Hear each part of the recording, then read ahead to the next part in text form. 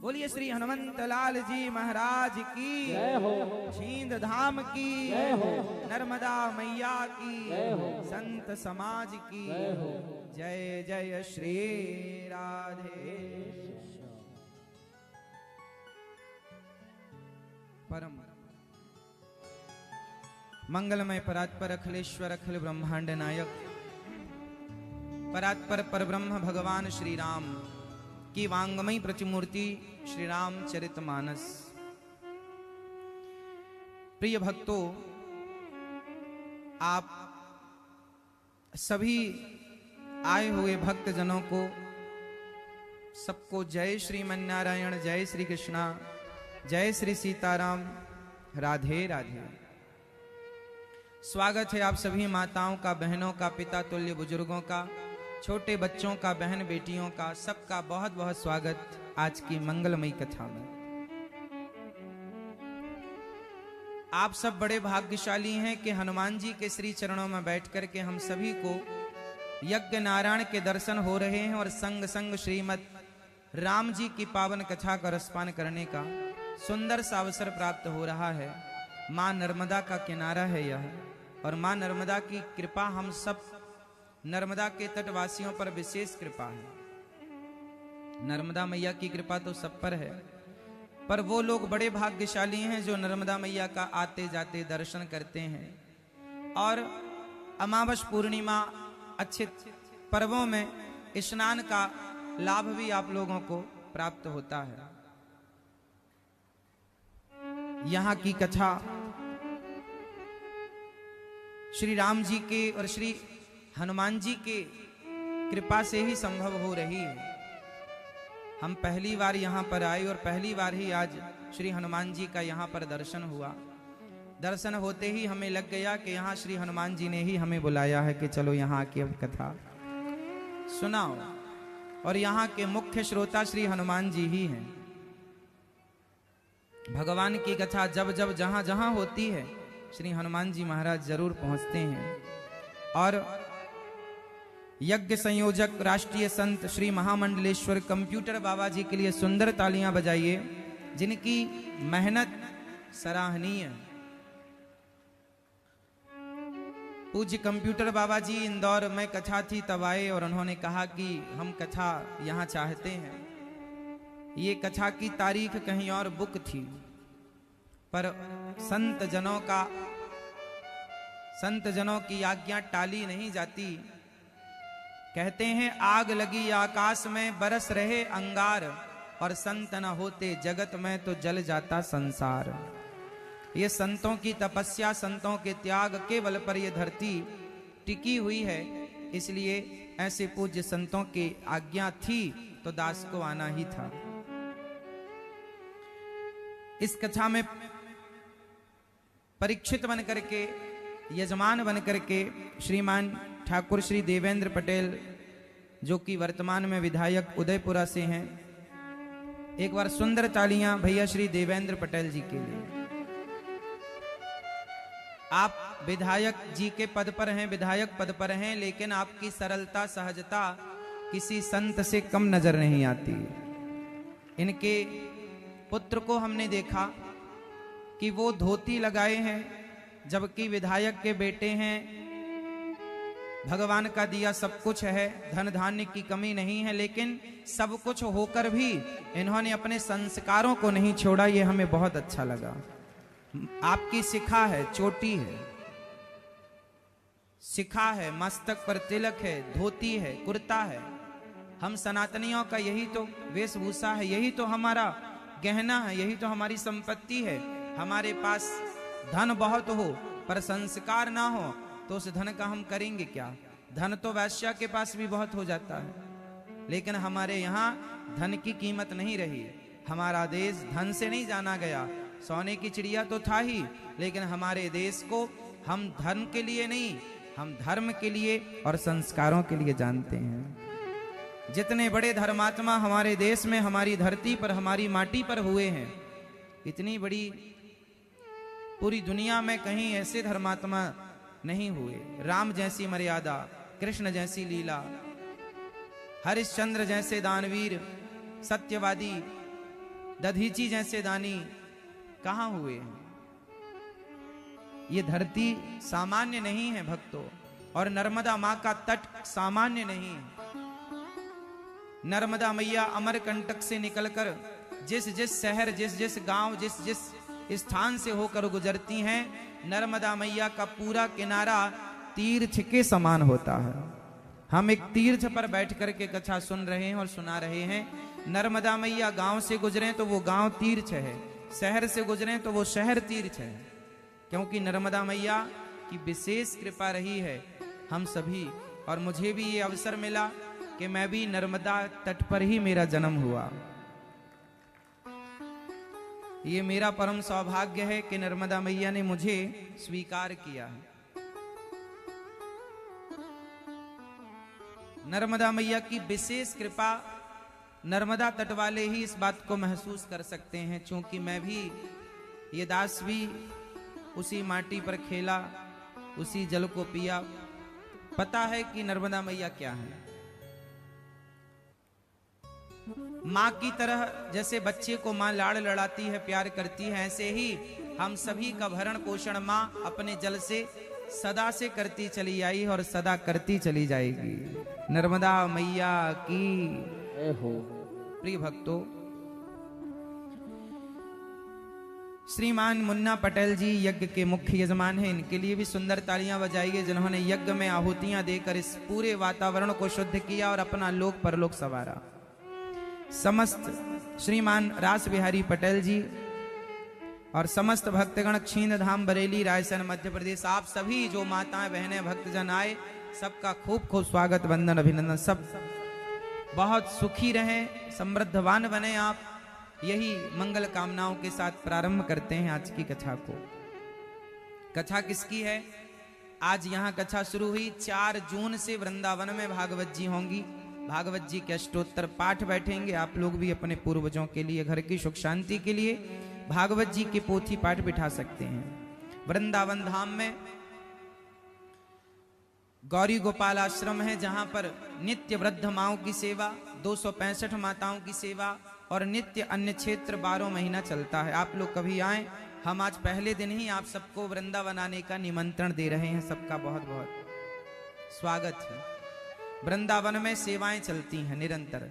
265 वृद्ध माताएं हैं। जो बेटे अपने माओ को घर से निकाल देते हैं, वो वृद्ध माताएं वहां रहती हैं और ये दास अनिरुद्ध सब माताओं की सेवा करता है। और वहां पर एक रसोई है, पूरे भारत देश की सबसे बड़ी रसोइयों में 5वें नंबर की रसोई, पूरे भारत देश की रसोई, जिसमें कितने भी लोग आए, सुबह 8 बजे से रात्रि के 10 बजे तक रसोई चलती है, जिसमें 30,000 लोग 12 महीने रोज प्रसाद पाते हैं। मैं अभी यहाँ हूँ आपके बीच में, तो भी अभी वहाँ रसोई चल रही है। कोई भी आए वृंदावन प्रसाद पाने गौरी गोपाल जी की रसोई में, और सबको निःशुल्क प्रसाद है। और ये सभी कार्य आप सबके सेवा और सहयोग से चलते हैं। आइए प्रारंभ करते हैं आज की मंगलमयी कथा को। भागवत राम कथा गोस्वामी श्री तुलसीदास जी महाराज ने रामचरितमानस लिखा। श्री वाल्मीकि जी ने लिखा रामायण।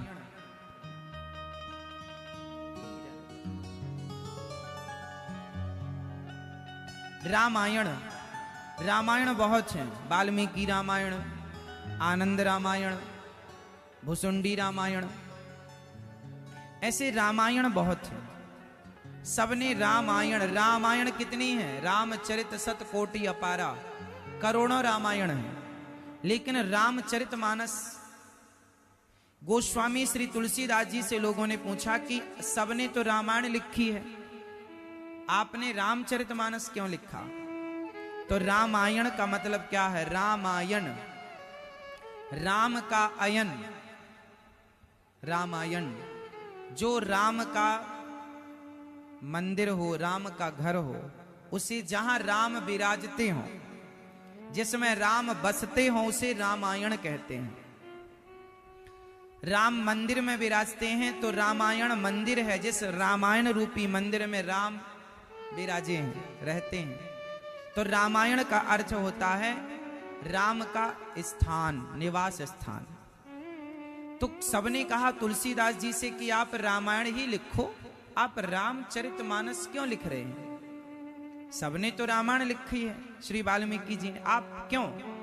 तब श्री तुलसीदास जी कहते हैं कि मंदिर जाने के लिए कुछ जरूरी काम होते हैं। क्या? अच्छा ये बताओ, मंदिर जाने के लिए बिना नहाए जाते हैं कि नहा कर जाते हैं?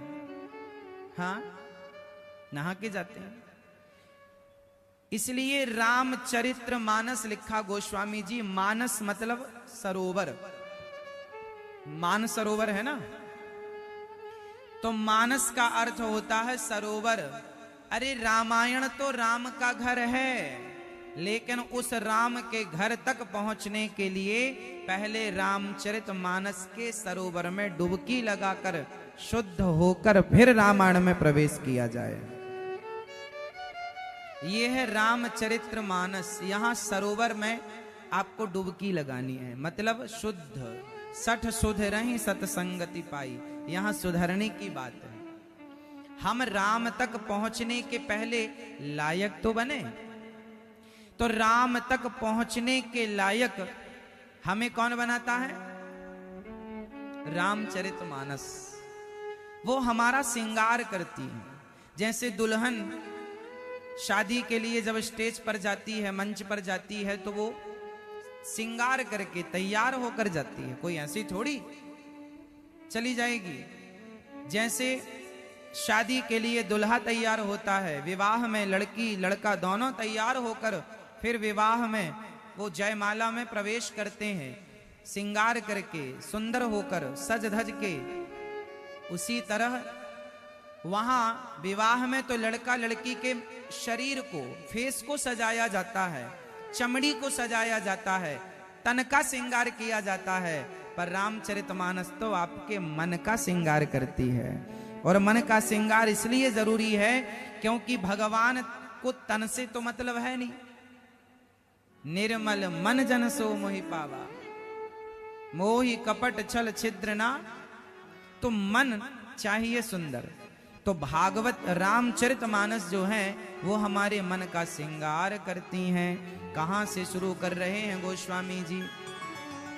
अच्छा, गोस्वामी जी की कथा तो आप सब जानते हैं। गोस्वामी जी के बारे में आप सबको पता है। गोस्वामी श्री तुलसीदास जी महाराज का जन्म लगभग 1554 में, संवत 1554 में राजापुर में हुआ। तुलसीदास जी के जन्म लेते ही उनके 32 दांत थे। उनकी माता गुजर गई, कुछ दिन के बाद पिता गुजर गए, फिर एक माँ ने, ताई ने उनका पालन किया, कुछ दिन बाद वो भी गुजर गई। तो समाज ने ये कहकर उनको दुत्कार दिया कि ये बच्चा अभागा है, जो इसके पास रहेगा वो मर जाएगा। समाज में ऐसी भ्रांति फैल गई, गलतफहमी हो गई समाज को। तुलसीदास जी को भिक्षा लेने कहीं जाएं तो लोग द्वार से ठुकरा देते हैं, भरपेट उन्हें रोटी नहीं मिलती। गोस्वामी तुलसीदास जी चलते फिरते ऐसे ही जैसे तैसे जीवन यापन करते हैं। अंत में मां भगवती सीता, मां लक्ष्मी स्वयं एक मां के रूप में आकर तुलसीदास जी को बचपन में भरपेट भोजन देने लग गई।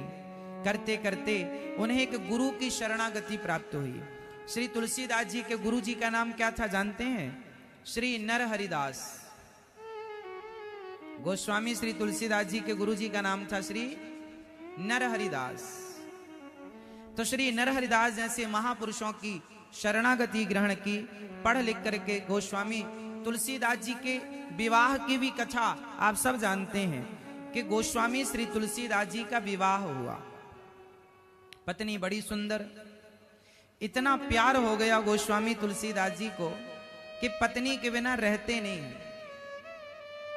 एक दिन पत्नी की मां बीमार पड़ गई तो भाई लेने आया कि बहना तेरी मां आखिरी सांसें ले रही हैं, चल। उस समय श्री तुलसीदास जी घर पर नहीं थे, किसी कार्य के लिए गए थे। अब पत्नी फोन तो कर नहीं सकती, मोबाइल का जमाना नहीं था कि हम जा रहे हैं थोड़ा आप देख लेना। अब पड़ोसन को कहकर श्री तुलसीदास जी की धर्म पत्नी चल पड़ी। और जब चली तो पड़ोसन से कहकर के मैं कल आ जाऊंगी, पति आए तो कह देना कि मैं कल वापस आऊंगी, माँ की तबीयत बिगड़ गई है तो जाना जरूरी है। भाई नहीं मान रहे हैं, लेकर ही जाएंगे। भाई के संग चली। तुलसीदास जी आए, पड़ोसन ने कहा कि आपकी पत्नी को तो भाई आए थे उनके लेवाने, आपके साले लेकर गए, आपकी सास की तबीयत बहुत ज्यादा खराब है। तुलसीदास जी कैसे रहते उस पत्नी के बिना। रात्रि को चैन ना पड़ी, रहा ना गया। पत्नी के साथ रहने की आदत जो हो गई है, अब पत्नी चली गई तो रहे कैसे। आधी रात के ही गोस्वामी जी चल पड़े। बारिश का मौसम था, नदी में बाढ़ थी, नाव थी नहीं, तो मुर्दे को नाव समझकर पार कर लिया।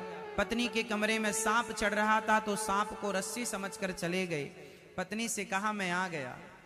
पत्नी ने कहा स्वामी आप यहां आ गए, क्या आप रात रुक नहीं सकते थे। तुलसीदास जी बोले कैसे रुकते, तुमसे मैं बहुत प्यार करता हूं, तुम्हारे बिना रह नहीं सकता, तुम्हें देखे बिना मुझे चैन नहीं पड़ता, तुम्हें छुए बिना मैं रह नहीं सकता। गोस्वामी तुलसीदास जी जब ये बातें कह रहे थे तो पत्नी ने कह दिया स्वामी जी इस हाड़ मांस के शरीर से जितना प्यार करते हैं, इतना प्यार यदि रघुनाथ से किया होता तो आपकी नैया पार हो जाती स्वामी जी। बस ये कहना था कि गोस्वामी श्री तुलसीदास जी की आंखें उनकी धर्म पत्नी ने खोल दी और उल्टे पांव गोस्वामी जी चल पड़े। ठीक कहा मेरी पत्नी ने कि हाड़ मांस के शरीर से जितना प्यार है, इतना यदि भगवान से होता तो कितना अच्छा होता। संसार के वस्तुओं से हम कितना प्यार करते हैं, संसार की वस्तुओं से हम कितने अटैच हो जाते हैं, रह नहीं पाते। तुम्हारे बिना कैसे रहेंगे, तुम्हारे बिना कैसे रहेंगे। लेकिन क्या करें, रहना तो पड़ता है। एक ना एक दिन सबकी पत्नी मर जाती है, एक ना एक दिन सबके पति गुजर जाते हैं, एक ना एक दिन इस संसार के वो सारे लोग नहीं होंगे जिनसे हम मोहब्बत करते हैं। एक ना एक दिन वो जरूर आएगा जो आप जिनसे प्यार करते हैं उन्हीं की अर्थी को आपको कंधा देना पड़ेगा। ये सच्चाई है। इसलिए शास्त्र, अब गोस्वामी तुलसीदास जी रामचरितमानस में क्या लिखेंगे, जिन्हें पत्नी से ज्ञान मिल गया वो पूरी रामचरितमानस में क्या लिखेंगे। क्या वो कभी ये कहेंगे कि तुम संसार से मोहब्बत करो। संसार से प्यार करना सिर्फ रोना है। इसलिए अब आप कहें कि महाराज जी क्या हम भी तुलसीदास जी हो जाएं ना। तुलसीदास जी तो आप और हम कभी नहीं हो सकते, लेकिन इन महापुरुषों से हम कुछ ना कुछ सीख कर अपने जीवन को संवार सकते हैं। क्या सीखने लायक है। आप कितने लोग गृहस्थी हैं, जरा हाथ उठाओ। आप में से कितनों का विवाह हो चुका है, जिनका हो चुका है वो लोग